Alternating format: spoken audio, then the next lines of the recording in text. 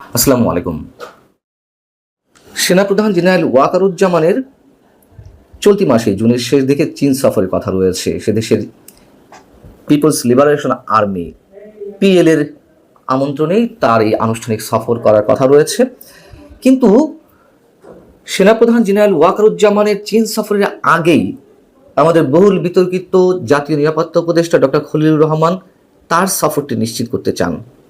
কেন সেনাপ্রধানের চীন সফরের আগেই বেইজিং সফরে যেতে চান ডক্টর খলিলুর রহমান, সে বিষয়ে অবশ্য নিশ্চিত করে কিছু জানা যায়নি।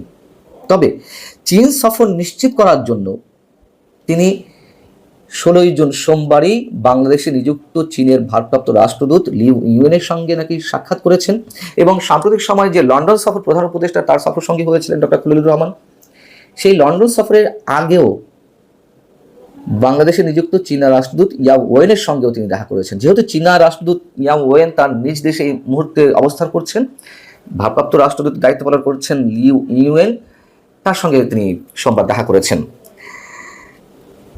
সেনাপ্রধানের সফরের আগে ডক্টর খলিলুর রহমান কেন চীনে যেতে চান সেই বিষয়ে নিশ্চিত না হওয়া গেলেও মোটামুটি তিনি চীনে কেন যেতে চান সে সম্পর্কে দুটি ধারণা পাওয়া গেছে।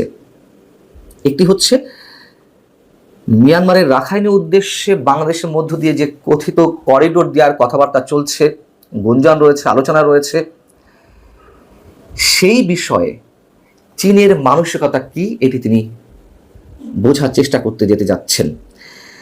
যেহেতু রাখাইনে চীনের ব্যাপক মোটা অঙ্কের বিনিয়োগ রয়েছে, মোটা অঙ্কের অর্থের বিনিয়োগ রয়েছে, একই সঙ্গে রাশিয়া রয়েছে, ভারতের রয়েছে, তো করিডোর দেওয়ার আড়ালে মার্কিন স্বার্থ বাস্তবায়ন বা যুক্তরাষ্ট্রের যে আধিপত্য কায়েম হবে, যেগুলো গুঞ্জন রয়েছে, সেটি তো নিশ্চয় চীন ভালোভাবে নেবে না।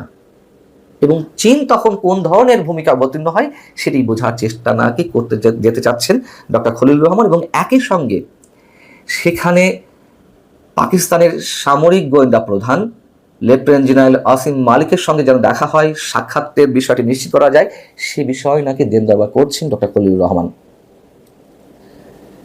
এবং আমরা তো জানি আসিম মালিক সাম্প্রতিক সময়ে বা মাঝে একবার ঢাকা এসেছিলেন, এরকম তো গুঞ্জন রয়েছে, কার কার সাথে বৈঠক করেছেন। করিডোরের বিষয়টি না হয় বুঝলাম, কিন্তু পাকিস্তানের সামরিক গোয়েন্দা প্রধানের সঙ্গে দেখা করতে চান যে গুঞ্জনটি শুরু হয়েছে, সেটি কেন হবে, কি কারণের পিছনে আমরা জানি না। আর গত 6 জুন ঈদের আগের দিন জাতির উদ্দেশ্যে আমাদের প্রধান উপদেষ্টা যে ভাষণ দিলেন, সেই ভাষণে যে তিনি মন্তব্য করলেন মানবিক করিডোর দেওয়ার বিষয়ে কোনো ধরনের কোনো আলোচনা কারোর সঙ্গে হয়নি এবং এই বিষয়টিকে তিনি গুজব বলে উড়িয়ে দিলেন, গুজবকারীদের তিনি প্রতিহতের ঘোষণা দিলেন।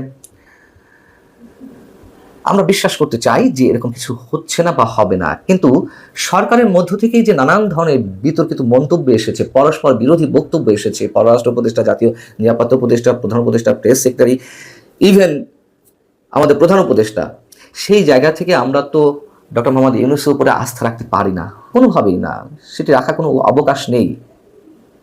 আমরা ধরে নিলাম যে আমরা গুজবে বিশ্বাস করছি, আমরা আমাদের মধ্যে গুঞ্জন চালাচ্ছি। সেনাপ্রধান বা সেনা বাহিনী তো আর এসব গুঞ্জনে কান দেওয়ার কথা নয়।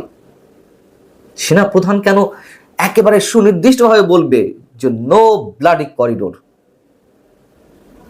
তার কাছে কি তথ্যের অভাব আছে? নিশ্চয়ই এমন কিছু হয়েছে এবং অবশ্যই আমাদের স্বাধীনতা সার্বভৌমত্বের জন্য সেটি হুমকি, যে কারণে সেনাপ্রধান সেই কথাগুলো বলেছেন অফিসার্স অ্যাড্রেসে। যদিও 7 জুন থেকে, অর্থাৎ জাতির উদ্দেশ্যে দিন ভাষণ দিলেন 6 জুন আমাদের প্রধান উপদেষ্টা, তারপর থেকে করিডোর ইস্যুটি বেশ ধামাচাপা পড়ে গিয়েছিল। তারপরও আবার নতুন করে বিষয়টি আলোচনা এসেছে।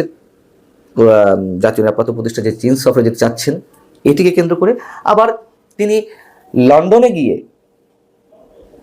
তারেক রহমানকে তিনি রিসিভ করলেন। যে বৈঠক হলো ডক্টর মোহাম্মদ ইউনূস এবং তারেক রহমানের মধ্যে, তার পরবর্তী যে সংবাদ সম্মেলন, সেখানে তিনি সরকারের প্রতিনিধিত্ব করলেন, সেটি নিয়েও তো তুমুল বিতর্কের সৃষ্টি হলো এবং করিডোর বিষয়টি আবার ফিরে এলো আলোচনায়। তার কারণ এই করিডোর ইস্যুকে কেন্দ্র করে বিএনপি এর বিরোধিতা করেছিল এবং ডক্টর খলিলুর রহমান যে নিজে এখানে মুখ্য ভূমিকা পালন করছেন, তার পদত্যাগ দাবি করেছিলেন।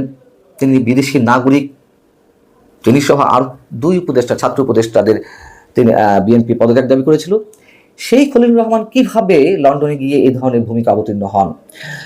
যখন বিষয়টি নিয়ে নানান ধরনের সমালোচনা শুরু হলো, বিভিন্ন মহলে বিএনপিও সমালোচনার শিকার হলো, তারেক রহমান সমালোচনার শিকার হলেন। পরবর্তীতে এসে সোমবারই রাজধানীতে একটি অনুষ্ঠানে বিএনপি স্থায়ী কমিটির সদস্য সালাউদ্দিন আহমেদ তিনি একটি মন্তব্য করেছেন সংবিধানের আলোকে এবং সরকার গঠনের আলোকে। তিনি বলছেন, অন্তর্বর্তী সরকারের উপদেষ্টা পরিষদ গঠিত হয়েছে এবং সাংবিধানিক বৈধতা রয়েছে।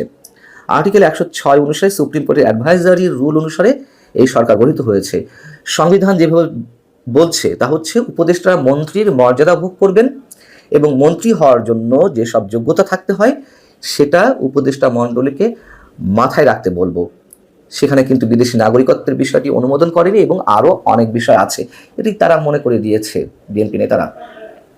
এবং ডক্টর খলিলুর রহমান তার যে পাসপোর্ট সেখানে নাকি তার নাম রয়েছে রজার রহমান। তার সহধর্মিনীয় মার্কিন নাগরিক, তিনি নিজে মার্কিন নাগরিক, যদিও তিনি বলেছেন যে এটি প্রমাণ করতে হবে। প্রমাণ কে করবে? তারা যদি প্রমাণ করতে দিতে না চান, কার সাধ্য আছে সেটি প্রমাণ করার? এই খলিলুর রহমানের উপরে ডক্টর মোহাম্মদ ইউনূস এখন অনেকাংশে নির্ভরশীল। ডক্টর খলিলুর রহমান তিনি 2 মাসের মাথায়, প্রথমে তিনি নিযুক্ত হলেন রোহিঙ্গা বিষয়ক হাই রিপ্রেজেন্টেটিভ হিসেবে। 2 মাসের মাথায় তিনি এতটাই আস্থাভাজন হয়ে গেলেন ডক্টর মোহাম্মদ ইউনূসের যে জাতীয় নিরাপত্তা উপদেষ্টার পদও বাগিয়ে নিতে পারলেন। এবং এই যে তুমুল বিতর্ক একের পর এক ডক্টর খলিলুর রহমানকে নিয়ে, তারপরে তার পদ এতটুকু নড়বড়ে হয়নি, বরং আবারও খলিলুর রহমান করিডোর ইস্যুতে বেশ জেগে উঠেছেন, এমনটাই গুঞ্জন রয়েছে বা শুরু হয়েছে। আমাদের যা কিছু আমরা দেখছি আমাদের চোখ দিয়ে, নিশ্চয়ই তার বাইরে অনেক কিছু ঘটছে। এই যে বলছিলাম যে বিশ্বাসহীনতার জায়গা থেকে, আস্থাহীনতার জায়গা থেকে, সরকারের উপর, প্রধান উপদেষ্টার উপর থেকে, এবং এইগুলো কিছু যে ঘটছে তা মোটামুটি নিশ্চিত করে বলা যায়। আল্লাহ হাফিজ, ভালো থাকুন সবাই।